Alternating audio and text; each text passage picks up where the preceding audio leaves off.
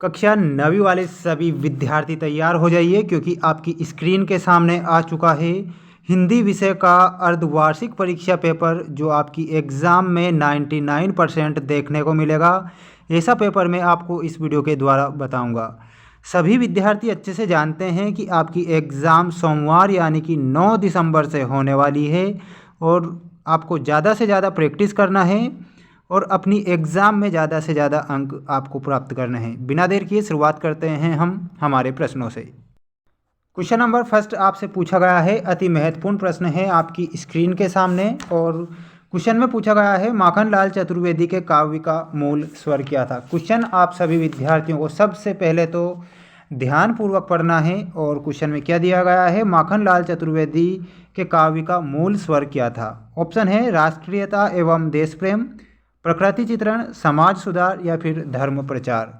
तो सभी विद्यार्थी इसमें राष्ट्रीयता एवं देश प्रेम करेक्ट करेंगे। माखनलाल चतुर्वेदी के काव्य का जो मूल स्वर था वो क्या था, राष्ट्रीयता एवं देश प्रेम। अगला क्वेश्चन है, मेघ आए हैं तो गर्जन करते हुए, बन ठन के, चुपके से या फिर झूपते हुए। सभी विद्यार्थी ऑप्शन नंबर बी करेक्ट करेंगे। बी आपका सही उत्तर होगा, क्योंकि मेघ किस प्रकार आते हैं, बन ठन के आते हैं। नेक्स्ट क्वेश्चन है, दोहा छंद में कितनी मात्राएं होती है। वेरी मोस्ट प्रश्न है। आंसर बताने से पहले आप सभी विद्यार्थी एक काम कीजिए कि वीडियो को लाइक कर दीजिए, चैनल को भी सब्सक्राइब करना है, क्योंकि हमारे इसी चैनल पर आप सभी विद्यार्थियों को वार्षिक एग्जाम की तैयारी करवाई जा रही है, जो कि आपकी एग्ज़ाम में हम वेरी मोस्ट प्रश्न बताएंगे जो कि आपकी एग्ज़ाम में पूछे जाएंगे। दोहा छंद में कितनी मात्राएँ होती है, तो 24 मात्राएँ होती है दोहा छंद की प्रत्येक पंक्ति में। वेरी मोस्ट क्वेश्चन है, उपसर्ग कहाँ पर प्रयुक्त किए जाते हैं। शब्द के पहले, शब्द के अंत में, शब्द के मध्य में या फिर कहीं भी जुड़ जाते हैं। तो जो उपसर्ग होते हैं वो शब्द के पहले जुड़ते हैं। ऐसे शब्दांश जो किसी शब्द के पहले जुड़कर उनके अर्थ में परिवर्तन कर दे तो उन्हें उपसर्ग कहते हैं। अगला क्वेश्चन है, अति महत्वपूर्ण प्रश्न आपकी स्क्रीन के सामने, लेखिका मृदुला गर्ग की नानी के पति का क्या नाम था। जो लेखिका मृदुला गर्ग हैं उनकी नानी के पति का नाम आपसे पूछा गया है। अति महत्वपूर्ण प्रश्न है, जो कि आपकी एग्ज़ाम में ये पूछा भी जाएगा। इसमें आप करेक्ट उत्तर बताएंगे, जज आपको करेक्ट करना रहेगा। मैं अब पुस्तकों के भीतर था, नीचे दिए गए विकल्पों में से कौन सा इस वाक्य का अर्थ बताता है। देखिए, मैं अब पुस्तकों के भीतर था, नीचे दिए गए विकल्पों में से कौन सा इस वाक्य का अर्थ बताता है। तो लेखक पुस्तक में पढ़ने में रम गया था, लेखक पुस्तक पढ़ने में रम गया था। ऑप्शन नंबर ए करेक्ट करेंगे। ठीक, बढ़ते हैं हम हमारे नेक्स्ट क्वेश्चन की ओर, जिसमें आपको दिए गए हैं रिक्त स्थानों की पूर्ति कीजिए में अति महत्वपूर्ण प्रश्न, जो कि आपकी स्क्रीन के सामने है। क्वेश्चन नंबर फर्स्ट आपसे पूछा गया है, आए बड़े बनठन के संवर के।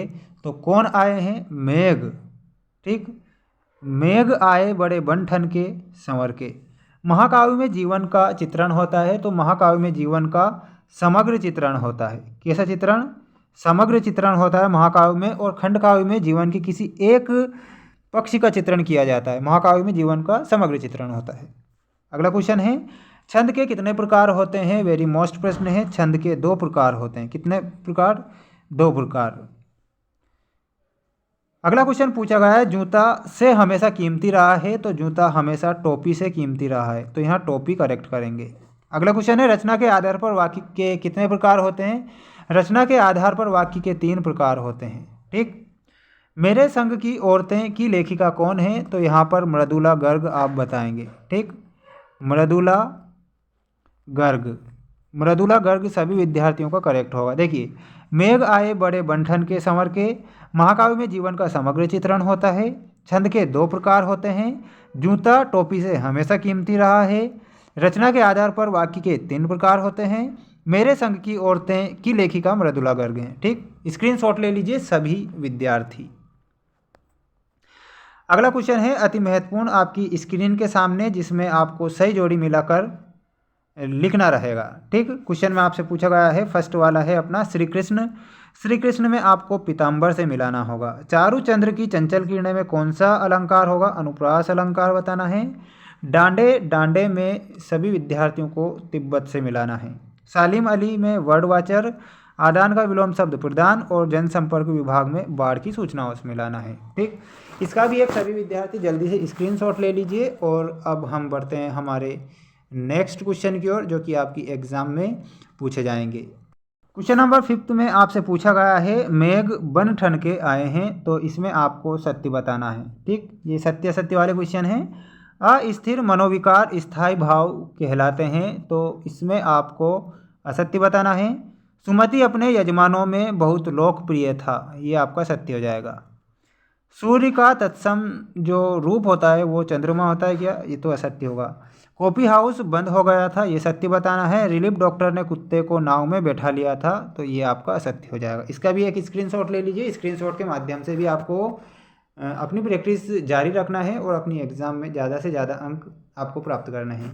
अगला जो सेट है, जो कि सेकंड नंबर का सेट आने वाला है बहुत ही जल्द, जो कि आपकी एग्ज़ाम में 100% पूछा जाएगा। हमारे द्वारा 4 सेट बताए जाते हैं, जो कि आपकी एग्ज़ाम में वो सारे के सारे क्वेश्चन पूछे जाएंगे उन चारों सेट से।